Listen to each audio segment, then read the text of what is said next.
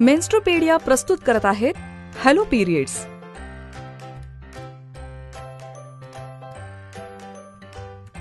ही गोष्ट आहे 3 मैत्रिणींची, ज्या आज तुमच्या सोबतच एक खूप महत्वाचा आणि मजेदार विषय शिकणार आहेत. तर मग आता तयार रहा आणि लक्ष देऊन ऐका. चला भेटूया पिंकीला. ती आज 9 वर्षांची झाली आहे.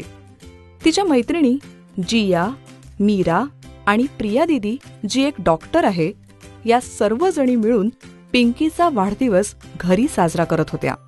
तेव्हाच मीराची नजर भिंतीवर लावलेल्या प्रियाच्या लहानपणीच्या फोटोवर गेली. अरे प्रिया दीदी, तू लहानपणी तर एकदम पिंकी सारखीच दिसत होतीस. हो मीरा, तुझं बरोबर आहे. एका लहानशा मुलीपासून तरुणीपर्यंतचा प्रवास खूप रंजक असतो. अच्छा. दीदी, आपण मोठे का होतो? मीरा, आपण पीयूष ग्रंथींमुळे मोठे होतो. पीयूष ग्रंथी हा काय प्रकार आहे? तुझ्या मेंदूच्या खालच्या भागात मटारच्या दाण्याच्या आकाराएवढी एक पीयूष ग्रंथी असते. जेव्हा आपल्यात शारीरिक वाढ होऊ लागते, तेव्हा पीयूष ग्रंथी तुझ्या शरीरात काही विशिष्ट रसायनं सोडते, ज्याला हॉर्मोन्स म्हणतात. हे हॉर्मोन्स शरीराच्या विविध भागांना विकसित करतात, ज्यामुळे विविध शारीरिक आणि भावनिक बदलांचा तुम्हाला अनुभव येतो. कशा प्रकारचे बदल दीदी? खूप सगळे बदल. जसं की तुझी उंची वाढेल, शिवाय तुझं वजनही वाढेल.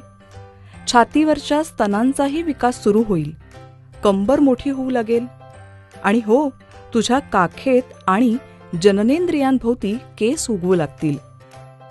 या बदलांबरोबरच कधी कधी तुला तुझ्या योनीतून पांढुरका ओलसर स्त्राव येताना दिसेल. त्याला योनी स्त्राव म्हणतात. आणि हे एकदम नेहमीचंच आहे. यात घाबरण्यासारखं काहीच नाही. दीदी, योनी म्हणजे तोच भाग ना जिथून आपण लघवी करतो? नाही पिंकी, योनी वेगळी असते. मी तुला नीट समजावून सांगते. आपल्या पायांच्या मध्ये 3 छिद्र असतात. सर्वात वरच्या भागात मूत्रमार्ग असतो. या छोट्याशा छिद्रातून लघवी बाहेर येते. त्याखाली असते योनी. हे छिद्र मूत्रमार्गाहून थोडं मोठं असतं. बाळाचा जन्म याच योनी मार्गातून होतो. आणि अखेरचं छिद्र म्हणजे मलद्वार. इथून शरीरातली विष्ठा बाहेर येते. दीदी, मुलींसारखेच वाढत्या वयात मुलांमध्येही बदल होतात का? अर्थातच जिया. मुलांची उंची भराभर वाढू लागते. त्यांच्याही छाती आणि जननेंद्रियांभोवती केस उगवू लागतात. आवाज जाडसर होतो आणि चेहऱ्यावर दाढी येते. मुली आणि मुलगे दोघांमध्ये वाढत्या वयात बदल होत असतात.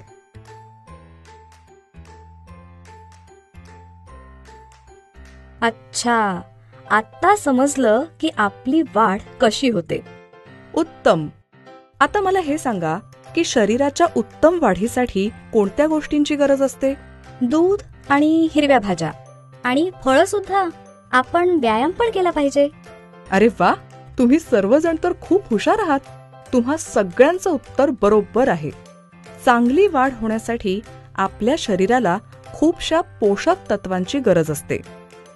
खाण्यात जर आपण विविध रंगांची फळं, भाज्या आणि धान्य यांचा समावेश केला, तर सगळे जरुरी पोषक तत्व अगदी सहज आपल्याला मिळतात. असंच एक महत्वाचं पोषक तत्व आहे लोह. तुम्हाला माहितीये का, आपल्या शरीराला लोहाची गरज का असते? का असते दीदी? रक्तात ऑक्सिजन मिसळण्यासाठी लोह खूप आवश्यक आहे. शरीरात लोहाची कमतरता असेल तर ॲनिमिया होऊ शकतो. त्यावेळी तुम्ही आराम केलात तरीही तुम्हाला अशक्त आणि थकल्यासारखं वाटत राहतं. हो, पण आपल्याला लोह कुठून मिळतं दीदी? लोह मिळतं ते मटार, पालक, बटाटे, डाळी, सुकामेवा आणि मच्छीमधून. आणि हां, व्हिटॅमिन सी युक्त अन्नासोबत लोह खाल्लं गेलं तर आपल्या शरीराला अधिक प्रमाणात लोह मिळतं. व्हिटॅमिन सी मिळतं ते आवळा, संत्र, लिंबू आणि आंबा यासारख्या फळांमधून. अरे वा, आंबा तर माझं खूप आवडतं फळ आहे. खाण्याच्या या गप्पांमुळे मला तर आता खूप भूकच लागलीये दीदी. हो पिंकी, चला गरमागरम जेवण जेवूयात.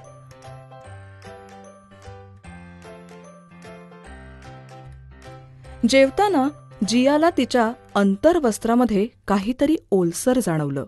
ती लगेच बाथरूममध्ये गेली. बाथरूममध्ये जाऊन तिनं अंतर्वस्त्र पाहिलं तर तिला धक्काच बसला. तिच्या अंतर्वस्त्रावर रक्त लागलं होतं. असं तिच्या बाबतीत कधीच झालं नव्हतं. हे असं का झालं असावं तिला काहीच कळत नव्हतं. पण प्रिया दीदीला सगळं माहीत होतं. घाबरू नकोस जिया, तुझी मासिक पाळी म्हणजे पिरियड्स पहिल्यांदाच सुरू झाली आहेत. ही अगदी साधी गोष्ट आहे. सगळ्या मुली आणि महिलांना हे होतच. हे घे सॅनिटरी पॅड. यात रक्त शोषलं जाईल म्हणजे तुझे कपडे खराब होणार नाहीत. तुमच्या मनात आता खूप सारे प्रश्न उमटले असतील नाही? असेच काहीसे प्रश्न पिंकी, जिया आणि मीराच्या मनात देखील आले, जे त्यांनी प्रिया दीदीला विचारले. दीदी, मासिक पाळी म्हणजे काय? मुलींच्या अंगातून रक्त का येतं दीदी? तेव्हा दुखतं सुद्धा का? सॅनिटरी पॅड म्हणजे काय? अरे अरे थांबा, सांगते, सगळं काही सांगते. मी एक एक करून तुमच्या सर्व प्रश्नांची उत्तरं देणार आहे. दर महिन्याला मासिक पाळीत आपल्या योनीमधून 3 ते 7 दिवस थोडं थोडं रक्त बाहेर पडतं. पहिल्या दिवशी सर्वात जास्त रक्त बाहेर पडतं आणि नंतरच्या दिवसात हा ओघ हळूहळू कमी होतो. साधारणपणे मुली 10 ते 15 वर्षांच्या झाल्या की त्यांची मासिक पाळी सुरू होते. पण दीदी, आपल्याला मासिक पाळी का येते? मासिक पाळी ही एक महत्वाची प्रक्रिया आहे पिंकी, ज्यामुळे आज आपलं अस्तित्व आहे. भविष्यात तुम्हाला जर मुलांना जन्म द्यायचा असेल तर तुमच्या शरीराला त्याची तयारी आत्तापासून करावी लागते.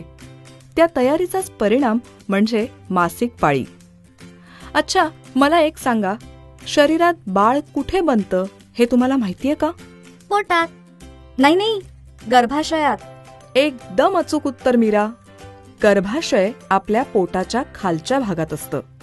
आपली वाढ होत असताना एका ठराविक वयानंतर आपलं गर्भाशय भविष्यात होणाऱ्या बाळासाठी तयारी करत असतं. त्यासाठी प्रत्येक महिन्यात गर्भाशयाच्या आतल्या पृष्ठभागावर रक्त आणि मऊ पेशींनी बनलेला एक नवा थर निर्माण होतो. हा थर बाळाच्या पोषणासाठी आवश्यक असतो. पण तुम्ही गर्भवती होत नाही तोपर्यंत तुमच्या गर्भाशयाला रक्त आणि मऊ पेशींनी बनलेल्या या थराची गरज नसते. म्हणून दर महिन्याला रक्तस्त्रावाच्या रूपात हा थर योनी बाहेर पडतो, ज्याला आपण मासिक पाळी म्हणतो. ओ, आता मला समजलं की मासिक पाळीत रक्त का येतं. पण दीदी, हे रक्त वाहिल्यानं आपलं नुकसान तर होत नाही ना? अजिबात नाही मीरा.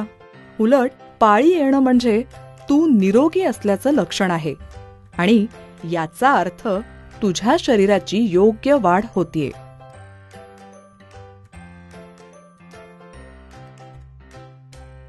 दीदी, मासिक पाळी का येते हे तर मला समजलं, पण पुढच्या महिन्यात पाळी कधी येईल हे आपल्याला समजू शकतं का?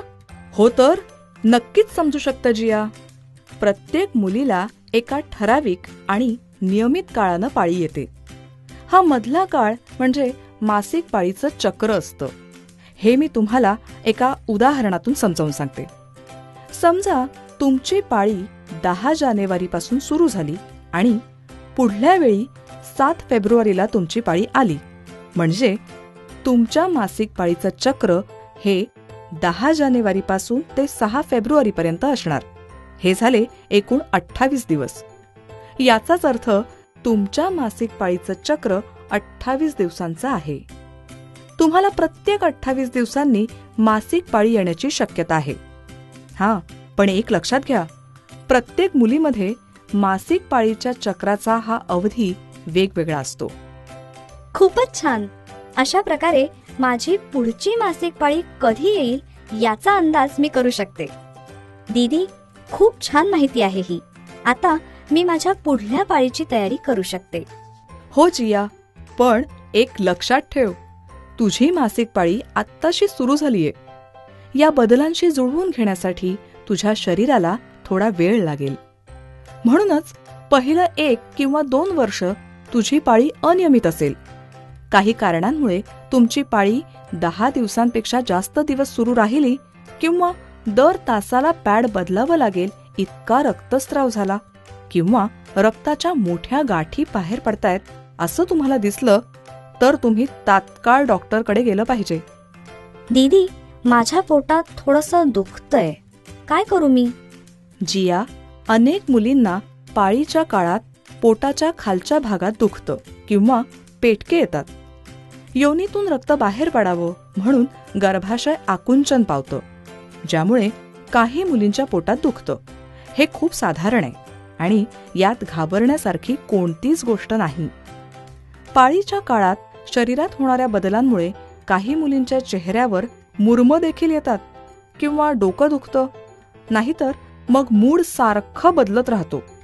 अशा सर्व अडचणींना दूर करण्यासाठी मी तुम्हाला काही टिप्स देते. रोज किमान अर्धा तास भराभर चालण्याचा व्यायाम करा. बालासन, फुलपाखरू आसन आणि भुजंगासनाच्या स्थितीत बसून 5 वेळा दीर्घ श्वास घ्या. पोटात दुखत असेल तर पोटाच्या खालच्या भागावर गरम पाण्याच्या पिशवीनं शेकवा. खूप पाणी प्या आणि भरपूर झोप काढा. मासिक पाळीच्या तुमच्या वर्षांमध्ये तुमच्या शरीराला जास्त लोहाची गरज असते. त्यामुळे लोह आणि व्हिटॅमिन सी युक्त अन्नपदार्थ खाल्ल्यानं देखील पाळीच्या काळातली ही दुखणी दूर होतील. पूर्ण आयुष्यभर मासिक पाळी येईल का? नाही मीरा, वयाच्या 45 ते 55 वर्षांच्या काळात पाळी आपोआपच बंद होते. त्याला मेनोपॉज म्हणतात. याचा अर्थ आमच्या आईची पण मासिक पाळी येते का? हो पिंकी, त्या 45 ते 55 वर्षांच्या होत नाहीत तोपर्यंत त्यांची पाळी येत राहणार. माझं तर असं म्हणणं आहे की तुम्ही तुमच्या आईसोबत मासिक पाळीबद्दल बोला, कारण अनेकदा मुलींचे मासिक पाळीचे अनुभव हे त्यांच्या आईच्या अनुभवाप्रमाणेच असतात.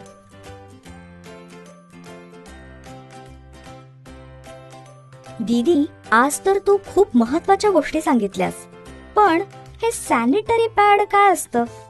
पाळी दरम्यान येणारं रक्त शोषून घेण्यासाठी सॅनिटरी पॅड वापरलं जातं. हे एखाद्या पातळ लांब गादीप्रमाणे असतं, ज्याला आपण अंतर्वस्त्रामध्ये अशा प्रकारे ठेवतो की पॅडचा शोषून घेणारा भाग हा बरोबर योनीच्या मुखाला झाकून टाकेल. अशा प्रकारे ते योनीतून बाहेर येणारं रक्त सहज शोषून घेऊ शकतं आणि आपलं अंतर्वस्त्रही खराब होत नाही. पण हो, सॅनिटरी पॅड वापरताना काही गोष्टी लक्षात ठेवणं गरजेचं आहे. पॅड वापरण्याआधी आणि नंतर देखील हात स्वच्छ धुतले पाहिजेत. दर 6 तासांनी किंवा जेवढी जास्त गरज लागेल तसं पॅड बदललं पाहिजे. दीदी, सॅनिटरी पॅड कुठे मिळतात? सॅनिटरी पॅड घराच्या जवळच्या दुकानात सहज मिळतात. घरातल्या एखाद्या मोठ्या माणसाकडे किंवा मैत्रिणीकडेही तुम्ही पॅड मागू शकता. पॅड पहिल्यांदाच वापराल तेव्हा त्याच्या पॅकेटवरच्या सूचना जरूर वाचा आणि काही समजलं नाही किंवा अडचण आली तर तुमच्या आईला किंवा बहिणीला विचारा. पण दीदी, सॅनिटरी पॅड वापरून झाल्यावर त्याचं काय करायचं? आपण ते धुवून पुन्हा वापरू शकतो का? नाही मीरा, बाजारात मिळणारी बरीचशी पॅड्स ही फक्त एकदाच वापरण्यासाठी असतात. वापरलेले पॅड्स जुन्या कागदात किंवा वर्तमानपत्रांमध्ये गुंडाळून कचऱ्याच्या डब्यात टाकून तो डबा झाकला पाहिजे. त्यामुळे कोणत्याही प्रकारचा वास किंवा रोगराईचे जंतू पसरणार नाहीत. पॅड कचऱ्याच्या डब्यात टाकल्यावर हात साबणाने स्वच्छ धुवायला विसरू नका बरं. दीदी, तुला माहितीये का एकदा काय झालं होतं? एकदा आमच्या शाळेच्या टॉयलेटमध्ये घाणेरडं पाणी साचलं होतं. त्यामुळे टॉयलेट बंद ठेवावं लागलं होतं. प्लंबरने पाईप उघडून पाहिला तेव्हा त्यात खूप सारे पॅड्स अडकून पडले होते. अरे बाप रे, पाहिलं? म्हणूनच कधीही चुकून देखील पॅड टॉयलेटमध्ये टाकून त्यावर पाणी टाकू नका, कारण पॅड टॉयलेटच्या पाईपमध्ये अडकून पाईपातून पाणी वाहून जाणं बंद होईल आणि त्यामुळे घाण पाणी साचून वर येईल. विचार करा की यामुळे त्रास कोणाला होईल? हो दीदी. अच्छा दीदी, एक सांग की पाळी शाळेत आली तर काय करायचं? मग आम्ही सुट्टी घेऊ शकतो का? नाही पिंकी, सुट्टी घेण्याची काहीच गरज नाहीये. शाळेतल्या कोणाही शिक्षक किंवा स्कूल नर्सकडे जाऊन पॅड मागून घ्या. आता यात लाज वाटण्यासारखी गोष्ट नाही, पण तरीही लाज वाटलीच तर एका कागदावर त्यांना लिहून दाखवा. तुमच्या मैत्रिणींकडेही पॅड्स असू शकतील, तुम्ही त्यांच्याकडेही पॅड्स मागू शकता. माझी मासिक पाळी सुरू झाली होती तेव्हापासून मी शाळेच्या दप्तरात नेहमी एक सॅनिटरी पॅड ठेवू लागले. कारण मला शाळेत असताना कधी पाळी आली तर लगेच पॅड माझ्या अंतर्वस्त्रामध्ये ठेवून परत वर्गात बसता येईल, त्यासाठी मी ते ठेवत असे.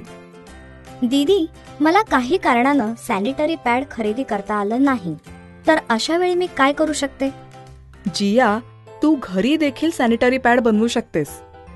एक स्वच्छ सुती कपडा घे, त्याच्यात 2 लांब आयताकार घड्या घाल.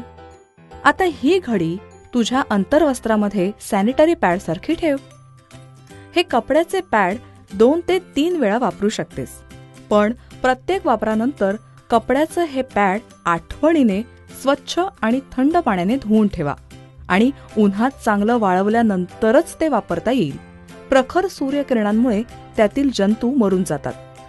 आता तुम्हाला हे समजलं असेलच की पाळीच्या दिवसात स्वच्छता राखणं हे खूप जरुरी असतं.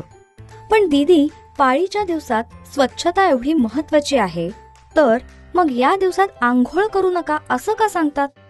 मीरा, ही एक चुकीची समजूत आहे. खरं तर पाळीच्या दिवसात आंघोळ ही केलीच पाहिजे. पाळीच्या दिवसात स्वच्छता ठेवण्याचे काही मार्ग मी तुम्हाला सांगते. पाळीच्या दरम्यान दिवसातून कमीत कमी एकदा तरी आंघोळ कराच. तुमची ब्रा, निकर, पेटीकोट असे काही आतले कपडे धुवूनच वापरा आणि ते दर दिवशी बदला. ठराविक काळानं पॅडही बदलत राहा. पॅड लावण्याआधी आणि नंतरही तुमचे हात स्वच्छ धुवून घ्या. टॉयलेटला जाऊन आल्यानंतर जननेंद्रियांजवळचा भाग पाण्याने धुवा आणि तो नेहमी कोरडा राहू द्या. लक्षात ठेवा, योनीच्या आत कधीही साबण किंवा डिओड्रंटचा वापर करू नका, कारण योनी स्वतःच तिथे स्वच्छता आणि नियंत्रण ठेवत असते. स्वतःला स्वच्छ ठेवाल तर निरोगी राहाल. दीदी, आपण पाळीच्या दिवसात स्वच्छता राखली तर आपण अपवित्र देखील होणार नाही, हो ना? मीरा, पाळी म्हणजे पवित्र किंवा अपवित्र असं काहीच नसतं.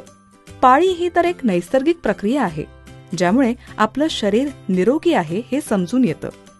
तुम्ही स्वतःच्या शरीराची जेवढी अधिक माहिती घ्याल तेवढाच तुमचा आत्मविश्वासही वाढेल आणि हे सगळे गैरसमजही दूर होतील.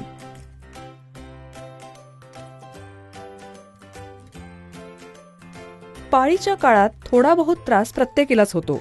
त्यासाठीच या दिवसांमध्ये एकमेकांना जरूर मदत करावी आणि एकमेकांची काळजीही घ्यावी. दीदी, आज तू पाळीबद्दल इतक्या सगळ्या गोष्टी सांगितल्यास खरंच खूप मजा आली.